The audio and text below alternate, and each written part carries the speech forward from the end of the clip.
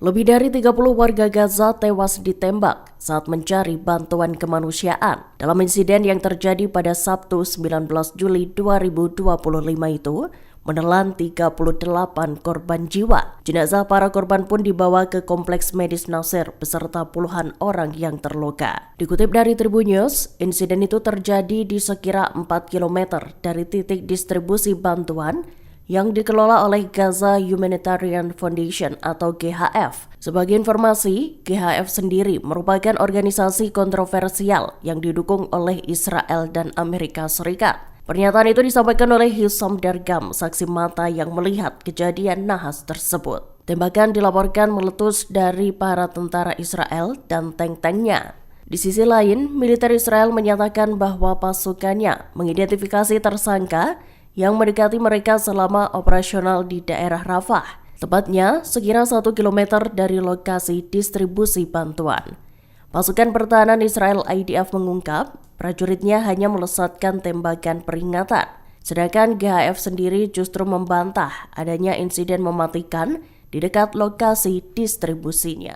Direktur Badan Mata-Mata Israel Mossad dilaporkan melakukan lawatan ke Washington. Ia disebut hendak meminta bantuan dari Amerika Serikat untuk membujuk negara lain agar menerima warga Palestina yang direlokasi. Dikutip dari Al-Mayadin Minggu 20 Juli 2025, Kepala Mossad David Barnea menyebutkan bahwa Israel telah mengadakan diskusi khusus. Pihaknya mengklaim diskusi khusus itu dilakukan dengan Ethiopia, Indonesia, dan Libya. Israel sendiri bersikeras untuk merelokasi warga Gaza dari rumah mereka sendiri. Hal itu lantaran pemerintahan Perdana Menteri Benjamin Netanyahu menyatakan bahwa relokasi yang diusulkan bakal dilakukan atas dasar sukarela. Dalam pertemuannya, Barnea memberitahu utusan Gedung Putih Steve Witkoff bahwa Ethiopia, Indonesia, dan Libya telah menunjukkan kesediaannya. Ketiga negara itu diklaim Israel mau menerima sejumlah besar warga Palestina dari Gaza. Pemimpin Hizbullah Naim Qassem menolak keras usulan agar pihaknya melucuti senjata. Hal itu seperti permintaan Amerika Serikat pada pimpinan Hizbullah bulan lalu. Dikutip dari Al Jazeera Minggu 20 Juli 2025, Qassem menyatakan bahwa Israel akan memperluas wilayahnya di Lebanon jika tak ada perlawan. Lebih lanjut, Qassem menyatakan bahwa Hizbullah tak akan menyerah. Bahkan, ia menegaskan Hizbullah tidak akan menyerahkan senjatanya pada siapapun. Pernyataan Qassem itu menjadi pukulan potensial bagi upaya diplomat Amerika Serikat untuk mengamankan kesepakatan antara Lebanon dan Israel. Diplomat Amerika Serikat Thomas Barak menyatakan ia sangat puas selesai menerima tanggapan atas usulannya dari otoritas Lebanon. Para pemimpin Lebanon yang menjabat telah menjanjikan monopoli negara atas kepemilikan senjata. Sayap militan Hamas Brigadir Qassam melakukan rangkaian operasi Batu Daud. Dalam rekaman yang dibagikan pada Sabtu 19 Juli 2025, operasi itu menarget pasukan pendudukan Israel di jalur Gaza Utara. Al-Qassam menyatakan serangan yang dilakukan ditujukan pada pasukan Israel yang bergerak maju ke kota Jabalia. Menilik rekaman yang dibagikan, 3 pejuang Al-Qassam tampak sibuk menyiapkan alat peledak. Kemudian seorang pejuang Al-Qassam menembakkan rudal ke salah satu tank yang terparkir. Di saat yang sama, seorang anggota Al-Qassam lainnya tampak berlari mengendap-endap ke arah tank Israel. Ia lantas melemparkan alat peledak ke dalam tank pasukan Zionis tersebut. Ledakan besar pun terjadi beberapa detik setelahnya.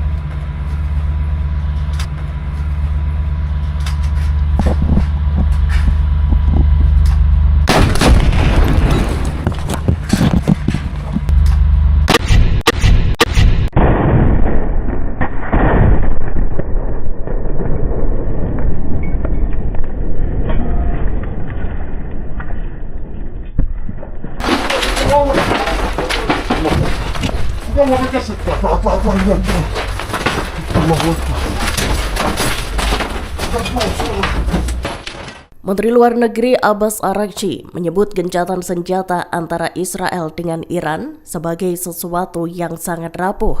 Ia pun menegaskan bahwa Iran sepenuhnya siap untuk memberikan respons tegas jika gencatan senjata dilanggar. Dalam wawancara selama kunjungannya ke Tiongkok, Araghchi pun menguraikan prasyarat untuk dimulainya kembali perundingan mengenai program nuklir Iran. Saat disinggung terkait situasi pasca serangan Israel dan Amerika Serikat terhadap Iran, Araghchi menyatakan bahwa hal itu merupakan tindakan agresi terhadap Teheran. Dikutip dari IRNA News, Minggu 20 Juli 2025, Araghchi menyebut Iran tak punya pilihan selain membela diri.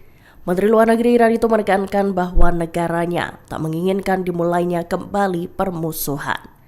Namun Iran selalu siap untuk memberikan tanggapan tegas atas pelanggaran gencatan senjata. Lebih lanjut, Araghchi mencatat serangan terhadap fasilitas nuklir Iran menunjukkan bahwa tak ada opsi militer untuk menangani program tersebut. Menurutnya, seharusnya ada solusi diplomatik yang diterapkan. Abu Ubaidah, juru bicara Brigade Al-Qassam, memberi peringatan tegas pada Israel. Ia menyatakan Israel akan kehilangan lebih banyak tentara jika perang di Gaza terus berlanjut. Dalam sebuah video yang dirilis pada Jumat 18 Juli 2025, Abu Ubaidah menekankan bahwa Hamas siap untuk kembali bertempur. Militan Palestina itu akan melanjutkan serangan di seluruh Gaza dengan tujuan untuk membunuh atau menangkap tentara Israel. Dikutip dari IRNA News, Ubaidah menyatakan bahwa ratusan tentara Israel telah terbunuh selama perang sengit di Gaza. Juru bicara sayap militan Hamas tersebut memperingatkan bahwa Israel harus siap menerima jika nantinya banyak tentara yang pulang di dalam peti mati. Dilaporkan, para pejuang Hamas tengah berupaya menangkap tentara Israel dalam beberapa minggu terakhir. Dalam pernyataannya, Abu Ubaidah juga mengutuk diamnya para pemimpin dan elit Arab. Ia menganggap merekalah yang bertanggung jawab atas kematian puluhan ribu warga Palestina yang tak berdosa. Paus Leo XIV dikabarkan melakukan panggilan telepon dengan Perdana Menteri Israel Benjamin Netanyahu Jumat 18 Juli 2025. Percakapan itu dilakukan seusai militer Israel IDF melesatkan serangan mematikan di satu-satunya gereja Katolik di Gaza. Paus Leo menelepon Netanyahu saat dirinya sedang berada di kediaman musim panasnya di Castel Gandolfo, selatan Roma. Dikutip dari Kompas.com, panggilan telepon itu dilakukan pada Jumat pagi, tepat sehari selesai serangan IDF ke gereja keluarga Kudus di Gaza. Dalam panggilan telepon itu, Paus Leo menyerukan dimulainya kembali perundingan gencatan senjata. Ia juga menekankan agar Israel dan Hamas segera mengakhiri perang. Paus pertama asal Amerika itu juga menekankan keprihatinannya atas situasi kemanusiaan yang memburuk di Palestina.